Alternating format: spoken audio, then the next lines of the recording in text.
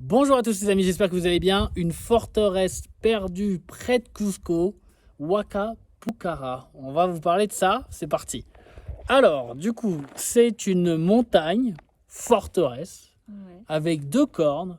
ouais. Vraiment une montagne qui a, comment dire, on va dire, les photos, c'est sympa quoi, tu vois. Ouais. Ça, déjà, ça part cool.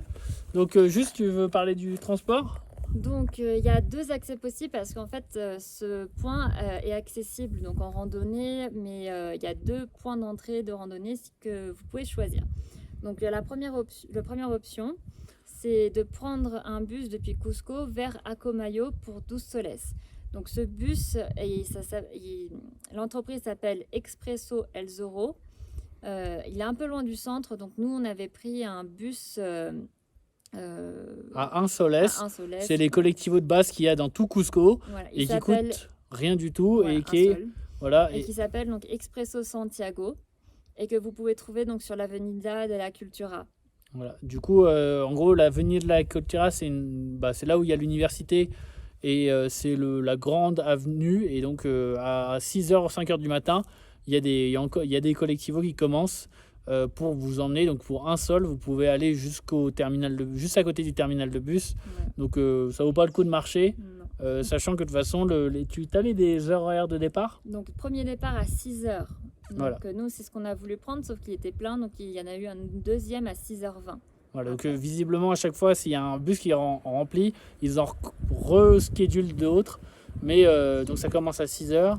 Nous, on est parti à 6h20. Et donc potentiellement, il y aurait pu, avec WhatsApp, on aurait pu réserver notre bus. Mais bon, on était organisé comme d'habitude. Voilà. À l'instant. Donc après, à Acomayo, on peut prendre un collectivo pour Huayqui pour 6 soles par personne. Et à Huayqui, vous pouvez commencer la randonnée. Voilà. Sinon, deuxième option, celle que nous, on a faite, c'est de prendre un bus. Donc depuis Cusco, pareil, vers Acomayo pour 12 soles. Mais vous n'allez pas jusqu'à Acomayo, vous arrêtez à Sangarara.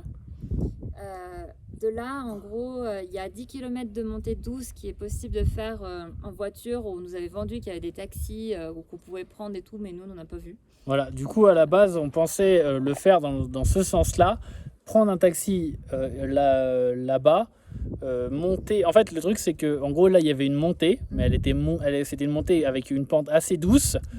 mais on pensait prendre un taxi pour nous emmener, et après, normalement, ça descendait tout le long, Voilà. et après, on pouvait reprendre un taxi pour pouvoir nous ramener à la ville de départ. Donc, c'était le mieux pour ne jamais monter. Voilà. Sauf que Sangalala, en fait, c'est un tout petit bled, Ouais. et il n'y a pas de taxi.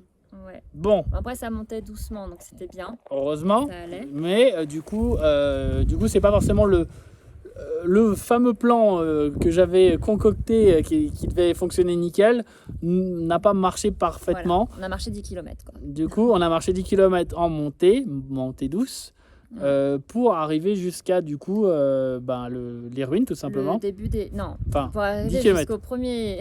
Ok, au début de la hike. au début de la hike, Ouais. qui fait... Donc après, il faut faire 7 km pour arriver aux ruines. Voilà. Du coup, en vrai, ça s'est fait. On est arrivé vers 4 heures. 4 heures, Ouais. Et alors attention, il y a des horaires sur... Alors c'est complètement idiot. pour accéder aux ruines.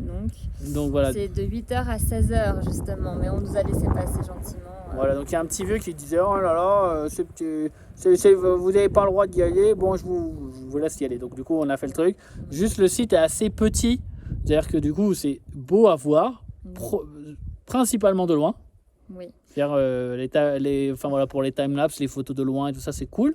Mais dès que vous visitez le site en lui-même, c'est très petit. Oui, et le problème, c'est que nous, il était encore plus petit parce qu'il y avait des travaux. Enfin, des fouilles, plutôt. Des fouilles, voilà. Ouais.